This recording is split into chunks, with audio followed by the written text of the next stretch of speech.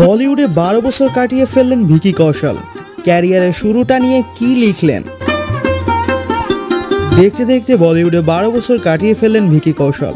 আজ থেকে ঠিক 12 বছর আগে 10 জুলাই 2012 সালে প্রথম অডিশন দিয়েছিলেন ভিকি কৌশল। এরপর 2015 সালে তার ছবি মাসান মুক্তি পায়, যেখানে তার করা অভিনয় সকলের মন কেড়ে নেয়।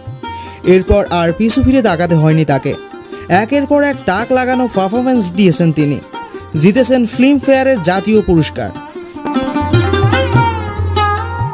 ভিকির অভিনয় থেকে হাসি, নাচের গুণে মুগ্ধ হয়েছেন তার অনুরাগীরা। আজ দেশ বিদেশ ছড়িয়েছে তার অগণিত ভক্ত। কিন্তু কোনো কিছুই রাতারাতি হয়নি। সেই অডিশনের প্রথম দিন থেকে আজ 12 বছর পূর্ণ হওয়ার পর নস্টালজিক হয়ে পড়েন এই অভিনেতা।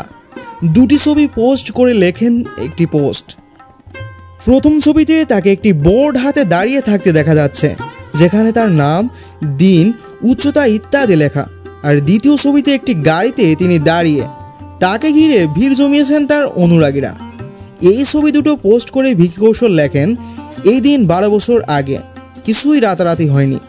আমি আপনাদের সবার কাছে কৃতজ্ঞ এত ভালোবেসে এবং আশীর্বাদ দেওয়ার জন্য।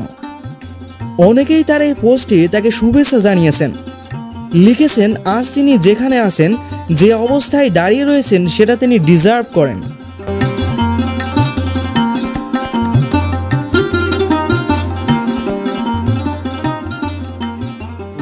প্রিয় দর্শক, ভিডিওটি যদি ভালো লেগে থাকে তাহলে অবশ্যই এই ভিডিওতে একটি লাইক দিন আর সাবস্ক্রাইব করে রাখুন নতুন নতুন ভিডিওর আপডেট পাওয়ার জন্য।